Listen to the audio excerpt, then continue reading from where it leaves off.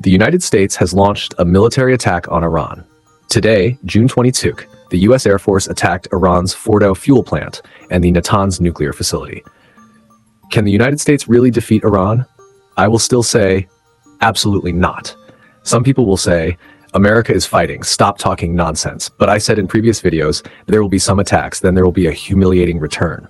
This is far from a full-scale war. It is impossible to make Iran a second Iraq. America is not that powerful. The Houthis and Russia will not remain silent. Pakistan announced all possible assistance to Iran on June 14th. If Iran gets modern weapons, America's military superiority will end. There has only been one attack. This is not a victory. Let's analyze it from different aspects. First, let's compare military power. The US military has complete superiority in technology. It has modern aircraft, tanks, ships, missiles, etc., and has extremely advanced information technology, strong offensive capabilities, and sea and air superiority. If it is fought in the open field, America will crush Iran. Then why is it said that America cannot defeat Iran? If it could win easily, it would have done it already. Why did it wait until Iran's nuclear program? Look at Iran's defense advantages. It has 1 million soldiers and 10 million volunteers. Iran's main military installations are in fortified rooms, 50 to 90 meters underground. No matter how intense the US attacks are, they cannot target the mountain. Iran's terrain is very complex. The capital Tehran is in a mountainous area at an altitude of 1,200 meters, surrounded by anti-aircraft missiles. This complex terrain is even more difficult for the US than fighting the Houthis.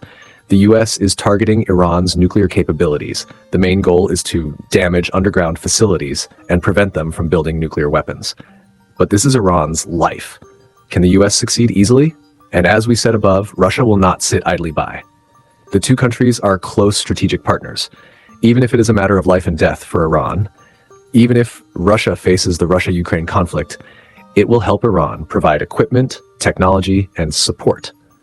Not long ago, the United States spent at least $1 billion in military spending.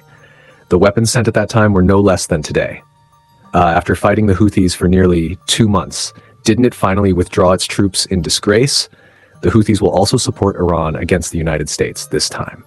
So friends, yes, the United States is first in military power, but Iran's defense capabilities and allies-wise will also have an impact on the battlefield. It has been clearly stated before, the United States will launch several airstrikes on Iran, but bringing Iran to a state like Iraq and completely conquering its nuclear facilities is just a dream. In the end, the United States will not only lose, but will also be stuck in the quagmire of a long war.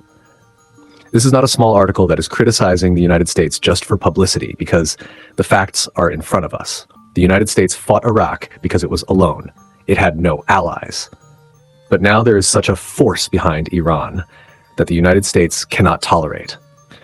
Finally, I emphasize once again, in previous videos, we had clearly stated the United States will launch airstrikes on some ground facilities. But this does not mean it will start a full-scale war with Iran. Think back 10,000 steps. Even if the United States dares to wage a full-scale war, it will not be able to defeat Iran and its supporters. Only a long-term war. It will get stuck in a quagmire, even leading to a world war.